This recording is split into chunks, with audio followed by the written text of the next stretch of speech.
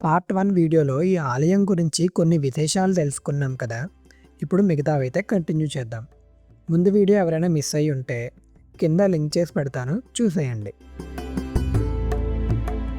ఈ గర్భగృహం ఒక కళానికేతనం లాంటిది. ఇక్కడే మనం 18 శక్తిపీఠాల శిల్పాలు చూడొచ్చు. ఒక్కొక్కటి ఒక యుగానికి ప్రతిబింబం. ప్రతి రూపం ఒక జ్యోతి, ప్రతి శిల్పం ఒక శక్తి. ప్రతి విగ్రహం ఈ ఆలయానికి తనదైన జీవం నింపుతుంది. అలానే అమ్మవారి పేరు, ఆ శక్తిపీఠం ఏ ప్రదేశంలో ఉందో కూడా క్లియర్గా మెన్షన్ చేశారు. నిజం చెప్పాలంటే శక్తిపీఠాలు 18 ఉంటాయని నాకు తెలుసు, కానీ ఏ ఏ ప్రదేశాల్లో ఉన్నాయని నాకు క్లారిటీ లేదు. కానీ ఇక్కడికి వచ్చాక నాకైతే స్పష్టంగా తెలిసింది.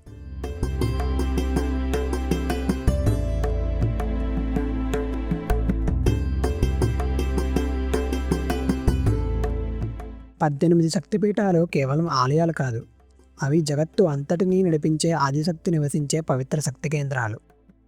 దేవి సతీదేవి అవయవాలు పడిన చోట్ల ఈ శక్తిపీఠాలు ఏర్పడి భూమినే దైవశక్తితో నింపాయని పురాణాలు చెబుతాయి.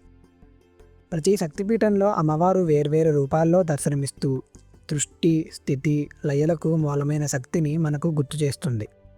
శక్తిపీఠాల దర్శనం అనేది ఒక యాత్ర కాదు, అది భక్తి, విశ్వాసం, అమ్మతో మన ఆత్మకు కలిగే అనుబంధం.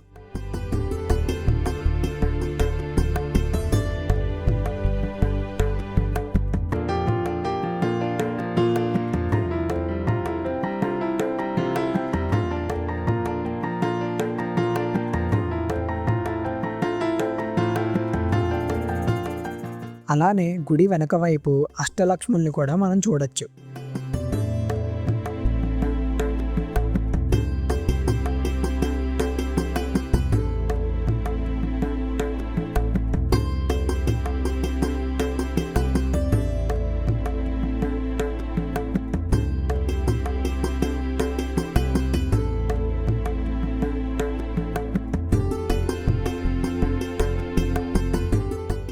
ఆలయానికి ఒక పక్క చిన్న చిన్న దేవతామూర్తుల విగ్రహాలు కూడా ప్రతిష్ఠించారు.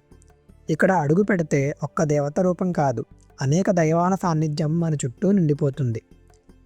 ప్రతి కోణం ఒక ఆశీర్వాదం. ప్రకృతి మధ్య ఉన్న ఈ గుడి అందాలను పార్ట్ 3లో అయితే చూపిస్తాను. సో సబ్స్క్రైబ్ చేసుకొని రెడీగా పెట్టుకోండి. నేను వీడియో పోస్ట్ చేసిన వెంటనే మీ ఫోన్లోకి అయితే వచ్చేస్తుంది.